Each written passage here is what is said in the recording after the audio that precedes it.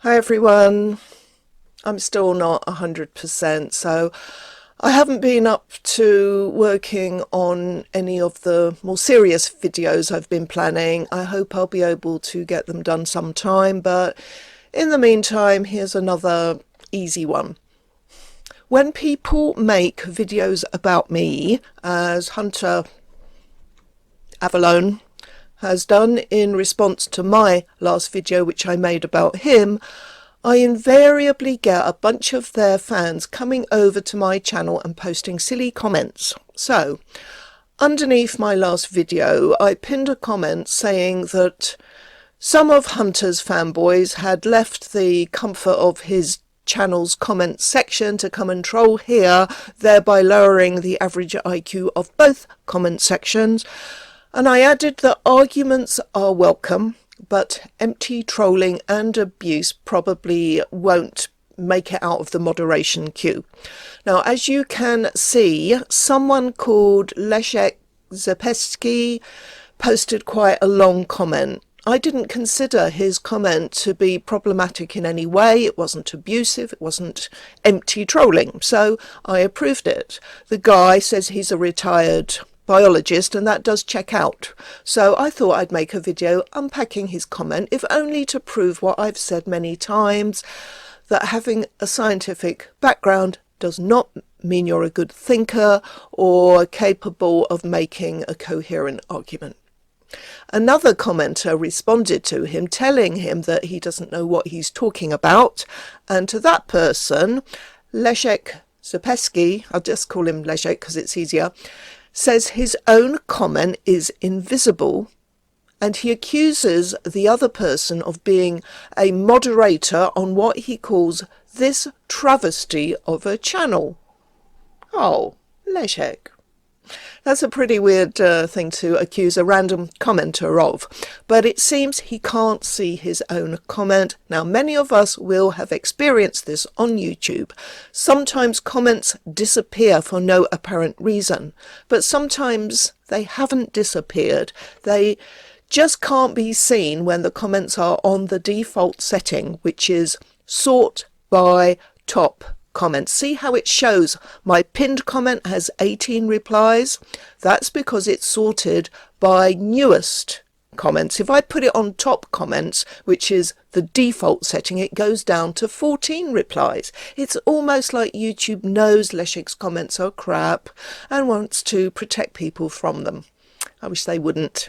So you have to manually switch to newest comments first to see all the comments that either the YouTuber or YouTube itself hasn't suppressed. On that video alone, I have now changed the default comment setting to newest first, so anyone who looks at that thread can see that this guy's comment is there as it always was and always will be, unless he deletes it, which wouldn't surprise me at all if he watches this video.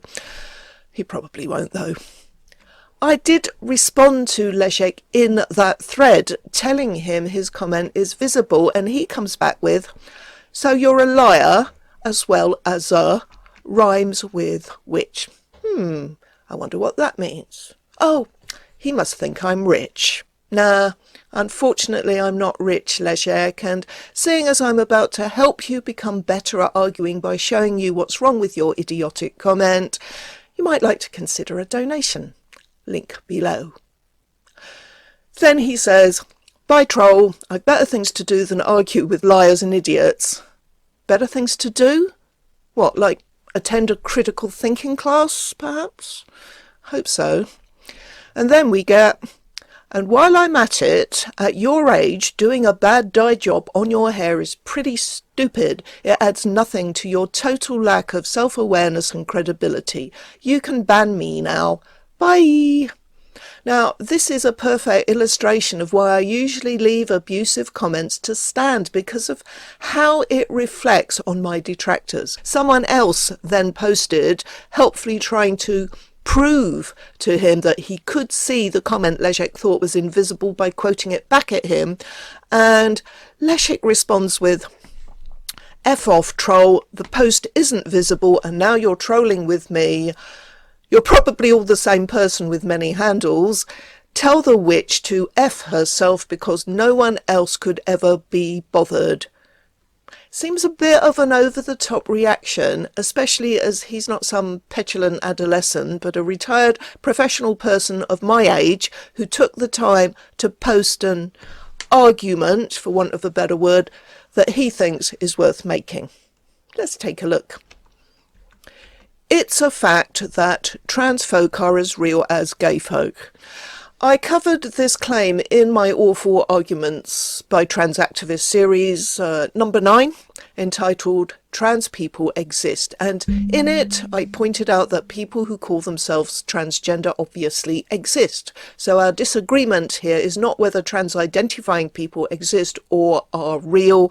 Our disagreement is over the meaning of the word transgender, and most of those who make this sort of claim appear to be unable to come up with a coherent and meaningful explanation of what it means any more than they can define the words woman and man. You know how they will reject the accepted definitions of adult human, female and male and give some bizarre concoction that raises more questions than it answers.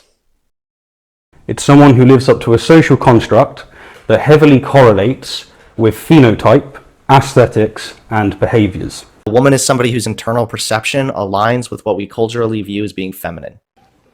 A woman is somebody who is included and respected and seen and participates in society, recognized by other women. If you speak with women, circular definition. That's mine, whatever. Okay. It's the same with transgender. What do they mean by it? This is something we really need to stop pushing them on now. The best answer we ever get is that transgender people are those whose gender identity doesn't match their sex. But again, that just raises more questions than answers.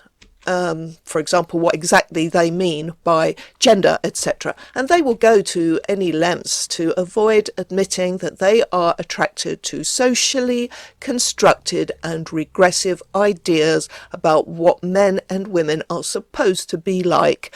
And for most, or maybe all trans-identifying men, it is about autogynephilia, AGP for short, defined as the erotic attraction to the idea of oneself as a woman.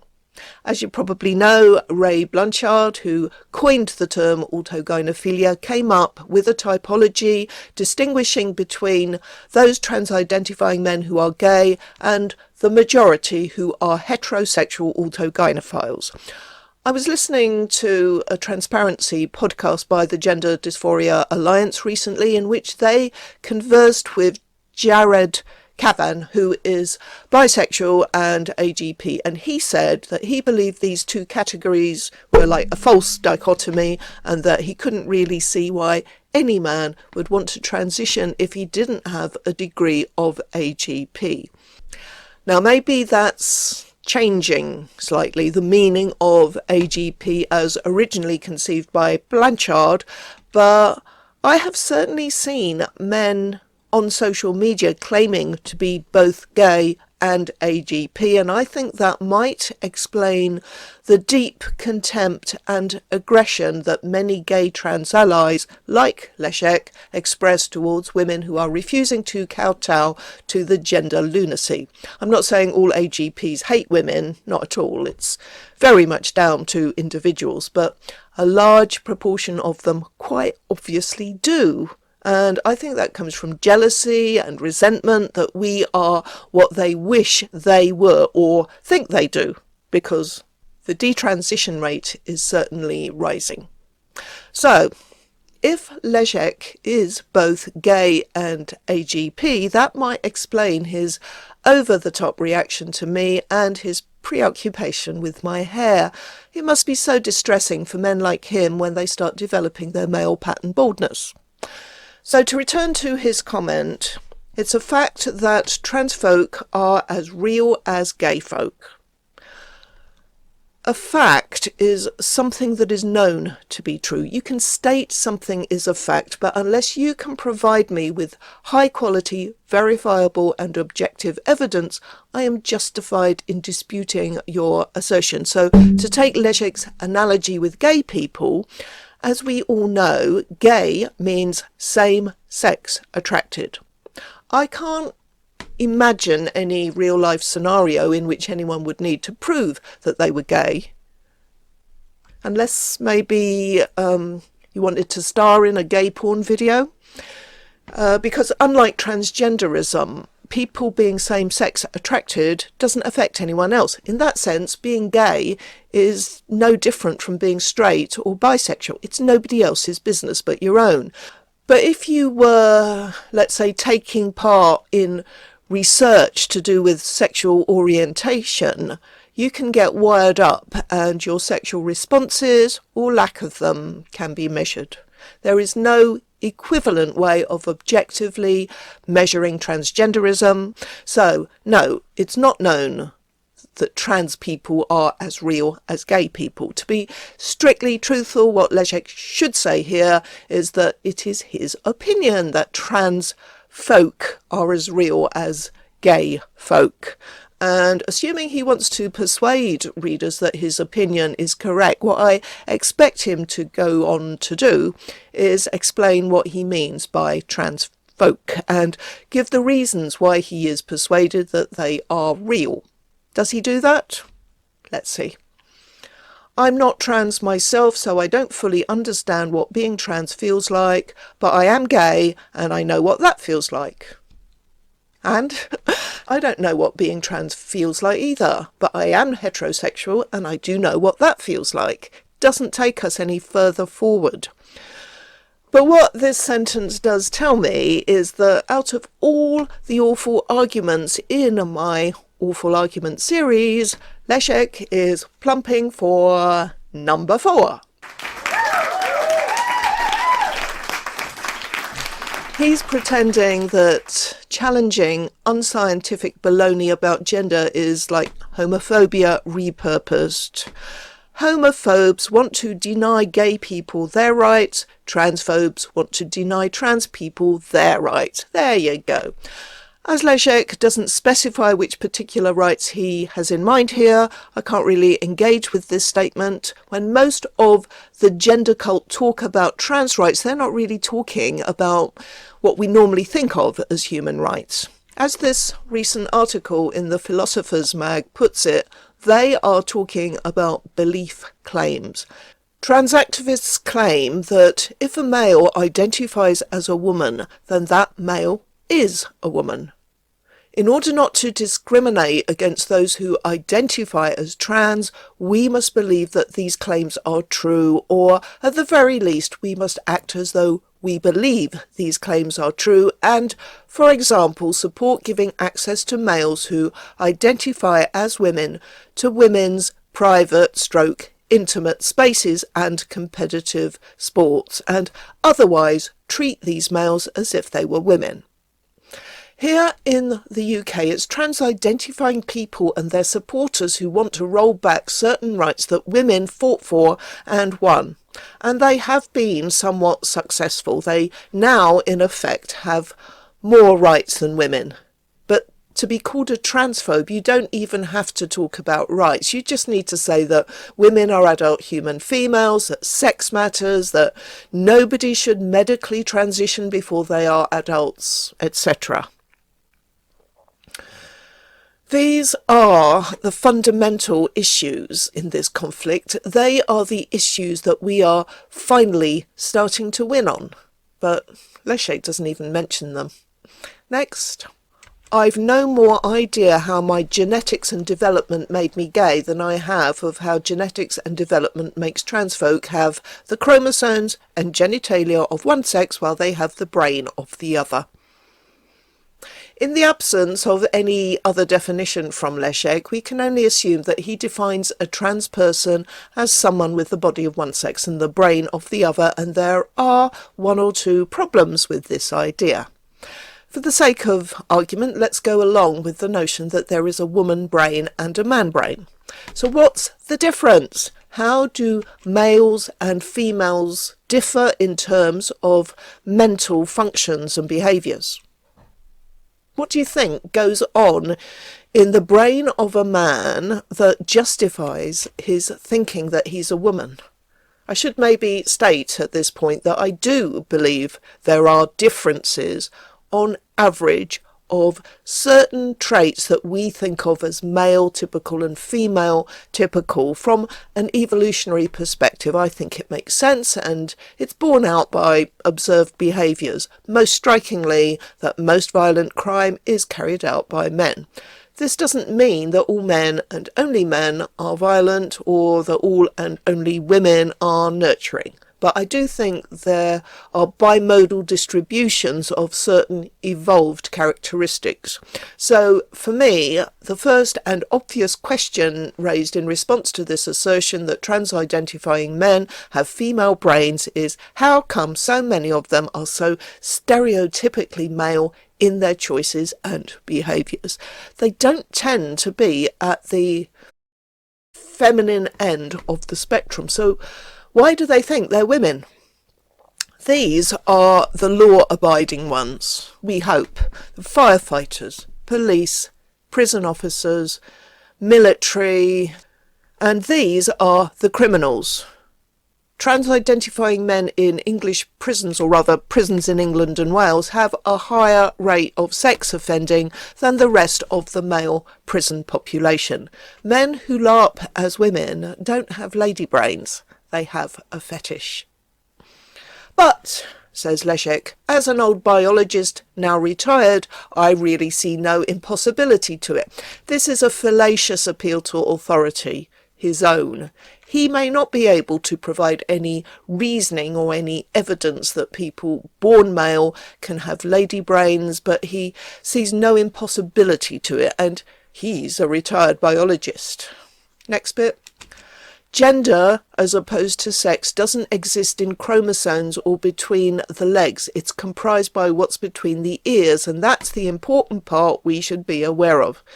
Exactly. It's an idea. It's a feeling. It's whatever you fancy, and it's so important that everybody else has to respect it, has to tiptoe around it, right?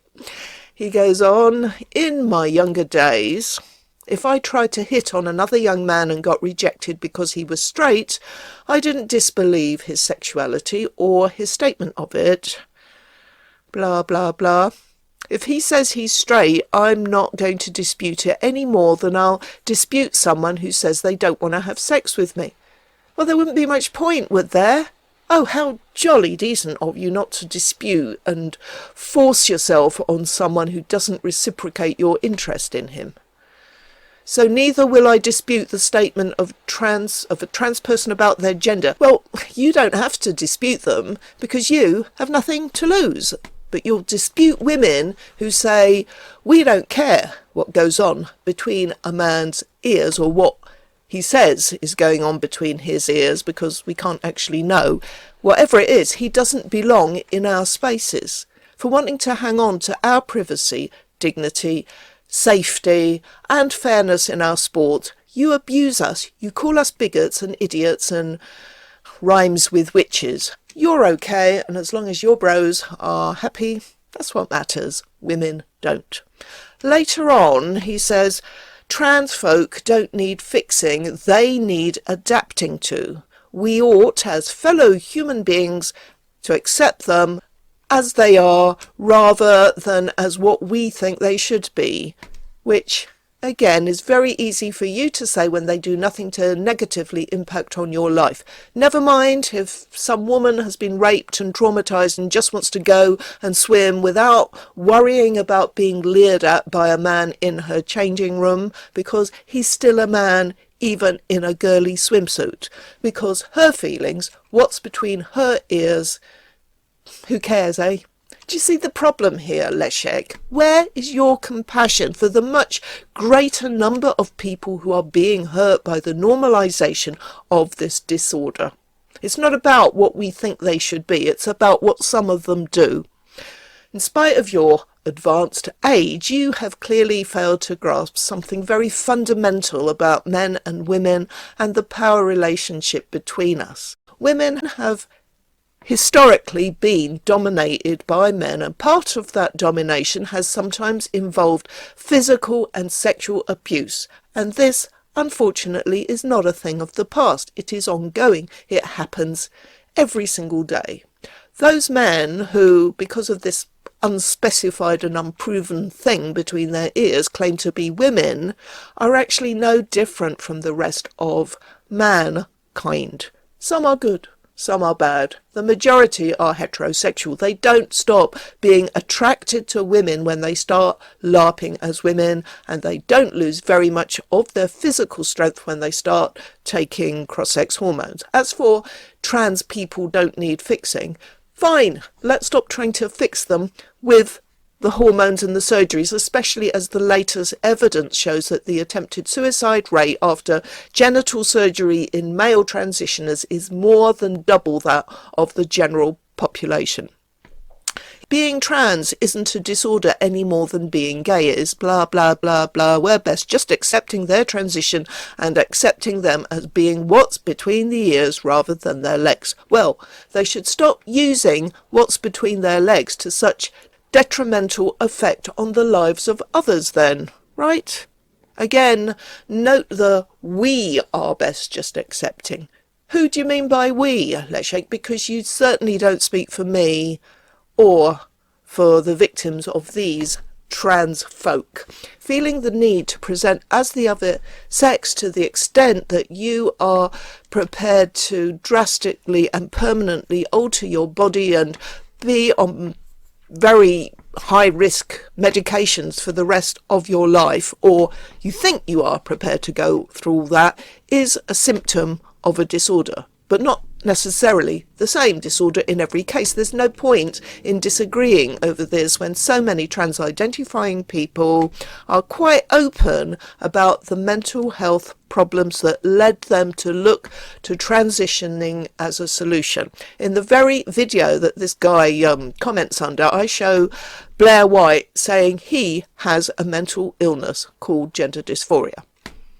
Right, the next sentence, which is the last I'm going to read out, is the most extraordinary thing he says, really. It's, "This is why it makes not only scientific sense to accept trans people as who they say they are, but political and social sense as well." I'm sorry, this is why? What? What is why? You haven't made a scientific argument. You haven't said why it makes scientific or political or social sense. You have only said that you think trans people are real because gay people are real, and we should go along with that because that's what you think and that's what you want. That's not an argument, mate. That's just you being a bellend. That's all.